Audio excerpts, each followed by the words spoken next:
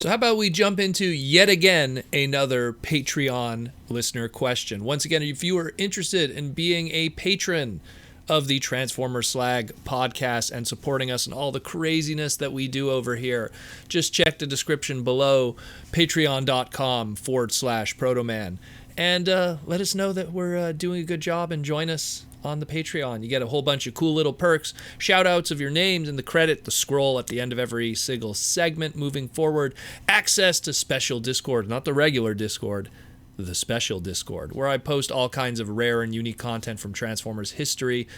Sometimes you get a little gift in the mail from the snail mail past a certain tier. And of course, like today, the Patreon listener question. You could ask a question on the show and get it fleshed out. And we have one today from JM Autobot. And he would like to know, hi Proto Man, you often talk about Floro Dery's designs and such on Transformers. I think it would be awesome to hear you talk more about him, the characteristics of his design, and how he changed Transformers and all that jazz. No pun intended. Oh, there's going to be a pun intended with jazz. Thank you for everything, JM Autobot. So Floro Dery.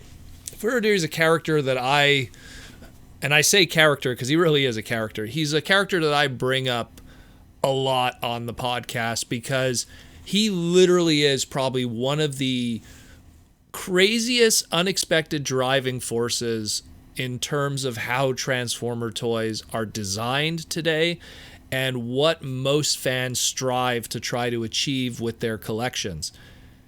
Floro, for people who don't know, was a Filipino, I guess, designer and artist that worked for Sunbow or Sunbow, depending how you want to pronounce it, for Marvel, essentially. And he was this guy who pretty much was given the keys to season 1 and season 2 of Transformers for character design. And essentially what happened is Hasbro originally hired a Japanese artist named Shohei Koihara, and he kind of took some of the original G1 toys, not all of them, but some of them, and cleaned up the designs that they weren't so bulky like their Diaclon and Microman counterparts, and just kind of did what he had to do. And they made that very first commercial promoting the comic book and some of the early toys. Floro took those designs and cleaned them up even more for animation. And we have what we have today. So some of the little things that, we take for granted, like just when you picture G1 Optimus Prime's animation model, as opposed to looking at his 1984 G1 toy, which was based off of the Battle Convoy Diaclone, figure, Floro was the one who gave it that look, gave Optimus that Gundam kind of looking head, gave him that chest that doesn't just have the gaps of the transformation. All that cleanup was essentially done by Floro ultimately in the end. Obviously, Shohei had a lot to do with that too, but Floro was the final, design, the final look that we're more familiar with today. And that continues on with just pretty much every character. Some that are even more defining than others. Best example being when you look at something like, let's say, how Bumblebee's head sculpt looks, as opposed to, say, Cliff Jumper's. Even though both of them don't really have any kind of major, indicator of a head sculpt. And I mean, people to this day sometimes speculate, did Floro see a yellow Cliff Jumper toy and a yellow Bumblebee toy and kind of just like mix up the heads or something? Like, to this day, we don't really know why Bumblebee has the horned head sculpt that he has today, considering technically his original toy doesn't have anything like that. There's so much different kinds of rumors of why certain designs looked certain ways. Why does Jazz not have his doors?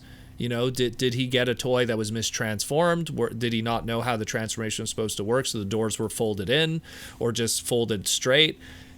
There's so many different finicky little things, but all those designs that he did for the 1984 and the 1985 season 1 and season 2, ultimately led to the mad pursuit that people have today when they look at their G1 toys. There's the G1 toys originally and how their designs were, And then there's people who look at Masterpiece and they look at, our modern G1-esque kind of stuff through Siege and Earthrise. And there's this mad pursuit for how do we get show accuracy? How do we get show color accuracy? Head sculpts, proportions, body designs, weapons, all the little things here and there. And that's all because of what Floro did in tooling. He even did stuff where, like, the examples that I love is, like, whenever you had characters that were repaints of each other's. I just mentioned Bumblebee and Cliffjumper. Even though they're not repaints of each other's, that is a common misconception. But whenever he had characters that were very similar, he also made sure to create major differences. You look at how Prowl's design was to Blue Streak, and how the head sculpt design and the shoulder cannons were different. He made a differentiator there instead of just being two repaints of each other. Same thing when you look at later on from Sideswipe to Red Alert. Sideswipe was very cleaned up, and Red Alert, Floro decided to lean more on the toy wheels and all little things here and there. So it was very fascinating, his approach that he had to what was physically a toy and then what was appearing on the show. What's even more fascinating is he would even go on to design almost all the human characters. So, all those yellow construction hat humans that were littering all of season 1. You could thank Floro for that, Spike and everybody. So he had a very interesting style. I like to say that it was very influenced by Japan's presence in the Philippines for super robot stuff, which is, in the Philippines, the big popular ones were obviously like Daimos and the Romance trilogy and stuff like that. But even going to Mazinger Z, Great Mazinger, Raiden and stuff like that had a huge influence on Filipino culture, especially in the 70s and the 80s. And I'm pretty sure that had a lot to do with his own inspiration into a lot of these designs and the little tweaks and everything. And when we get into season 3 characters in the 86 movie, Floro did something that was even kind of backwards, in the sense that instead of just taking toys and cleaning them up, now he was charged with making designs from scratch, and then toys would be built around his designs. And that's where stuff like Hot Rod's design came about. And I have the early animation cells of those early designs.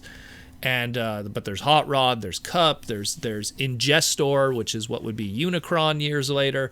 There's so many interesting concepts and stuff that are kicking around of his designs and stuff. And even at one point, he was going to have a unique Ultra Magnus design, and instead they decided to use that design for Orion Pax, and then Ultra Magnus ended up just being the Diaclone powered convoy, aka the Ultra Magnus that we know today from that kind of style. And I don't know if Floro Dery cleaned up that one. I think he probably did. I wouldn't be surprised if he was presented with that concept at least, because when you look at the 1986 crew, it's pretty much original designs with the exception of Ultra Magnus and probably one or two others that sneaked in. But at the end of the day, he was hugely influential on how we imagine our Transformer toys. When we picture Devastator with a red visor, as opposed to how his toy looks, his G1 toy, his 1985 toy. When we picture how Bumblebee looks, when we picture how Soundwave looks, when we picture all these characters that when you look at their animation model and then you look at their toy and how vastly different they are from a fine detail perspective, it's all because of Floro. And, I mean, again, he's the creator of Hot Rod's design, which he even said in interviews how, like, when he designed RC, he was trying to, like, no joke, this is his quote, draw a naked Princess Leia, a naked Carrie Fisher, I guess. And so obviously Hot Rod probably has those connotations to a Luke Skywalker character, same thing with a Han Solo to a Springer, and so on and so forth. And it just keeps going and going and going. He actually said that some of his favorite characters that he ever designed was the Sharkticon Gnaw and Hot Rod, so that's pretty cool too to hear about it. Now, he also would go on to do a bunch of other stuff. He would do Pirates of Dark Water, which was a short-run 90s cartoon and everything. But I think his biggest claim to fame outside of Transformers is he did the daily Spider-Man comic strips for what seems like forever. Like, it was a very long time that he was doing those. And but Transformers really was, in my opinion, probably his biggest influence in the world, just because everything that we strive for as fans, like when we look at masterpieces, we want show accuracy, but what we really want is that Floro Dery design.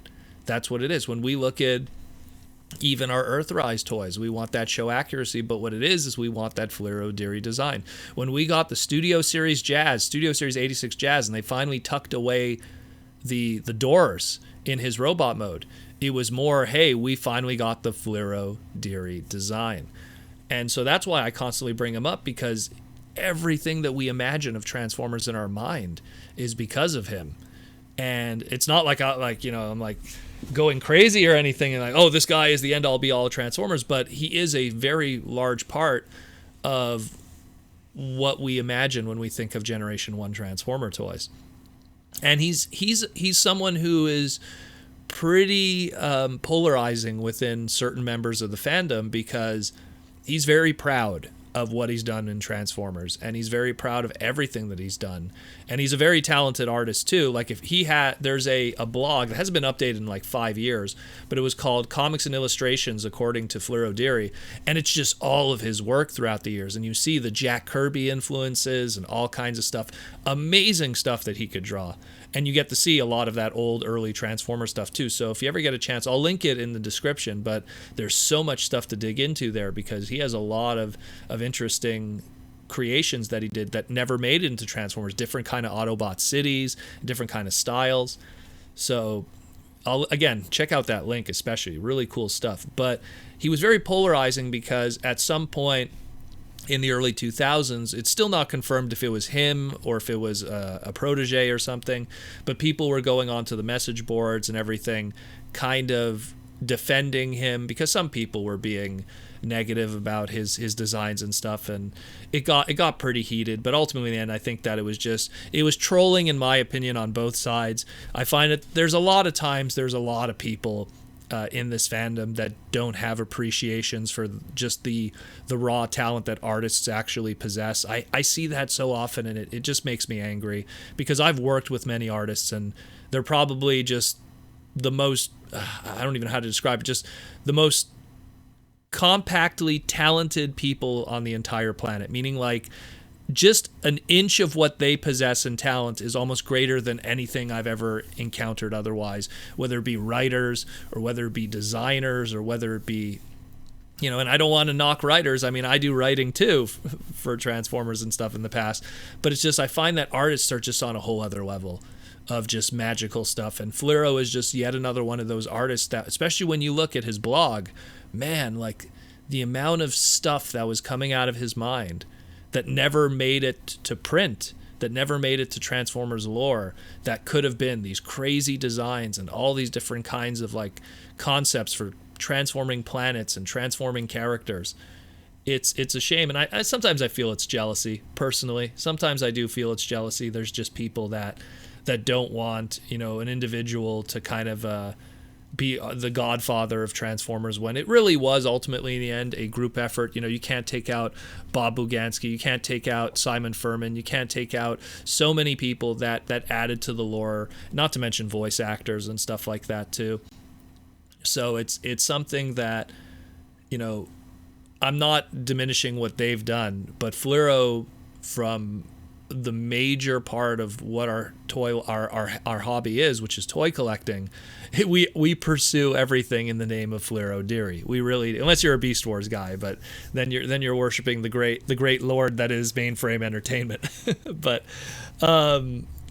it's just, again, I always bring up Floro just because he deserves to be mentioned, and he's a very polarizing individual, but otherwise very important to the overall scheme of Transformers. Still to this day, when they make a G1 masterpiece, they're doing Floro's designs. They're chasing that. They're not trying to be toy accurate. They're not trying to be, Marvel comic book accurate. They're going for that show design, and all, like, everything that we know of Generation 1 Megatron, and the way his helmet is, and the way that shape is, and stuff like that. And it's all because of how Floro cleaned that up. and made it look the way it looks. Think about what we think of seeker jets and how they don't have a cone hanging off of the back of their head, that they have a normal head, not like the toy model.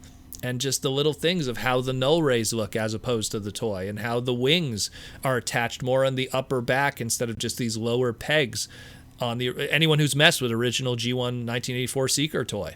Like, that's all thanks to him. So if you're a Starscream fan, it's because of him that Starscream looks the way he does, really. You know, like I said, you know, Shohei had a lot to do with certain cleanup and stuff. But at the end of the day, it was really Floro that gave us those final little touches that make us, you know, when we picture Starscream, when we picture Optimus Prime or a bunch of other characters, especially the mini-bots. The mini-bots especially, because all of those look nothing like their toy counterparts. They all had complete rework. Something like Brawn to have character, or Huffer, or any of those. That's all Floro Dery.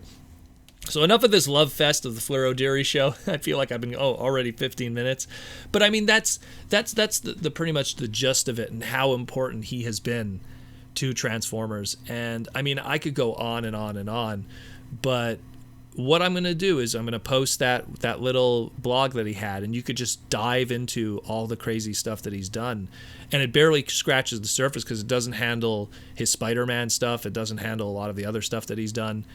And a super talented guy. And I mean, still to this day, because he lives on the other side of the globe, we never really had a really good sit-down interview where people could pick his brain and learn the origins of so many of these designs. Like, what made him want Hot Rod to look like that kind of alt mode, like the Dome Zero, you know. And there's the rumors, you know, the Dome Zero, which was partially involved with Nissan, was being test drived in the Philippines and stuff, and so maybe there's some kind of connection there, and that's why Hot Rod looked like he did, you know. And then there's like, well, why does Cup look the way he looks? Where did that inspiration come from?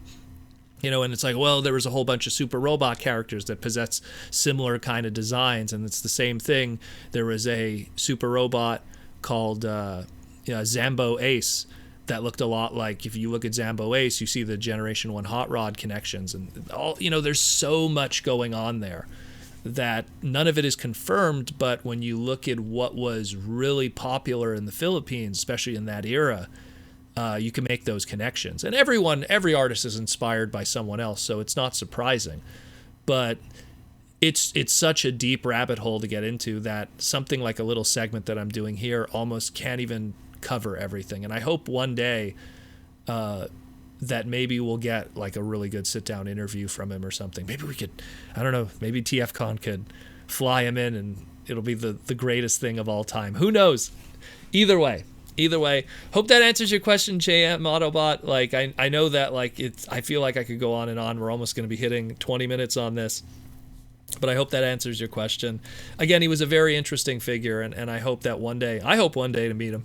I hope one day to meet him and pick his brain and go, hey man, like, he knows how influential what he's done has, you know, what he's done for Transformers, but I'm pretty sure a lot of the rest of the world just don't realize just how powerful his contribution to Transformers has reverberated until this very day. Almost coming on 40 years now, 40 years later.